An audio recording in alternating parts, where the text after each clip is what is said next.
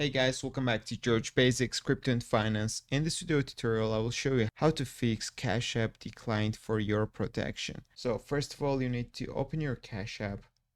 Then you need to go to your activity section, which is on the bottom right. And right here, you will see the transaction that is declined by Cash App. In this case, I don't have this kind of transaction. I have got a new device login right here, so it's pretty similar, guys. So I'll show you using this example. So you will see a review button across your transaction, which is declined by Cash App. So you need to click this review button right here.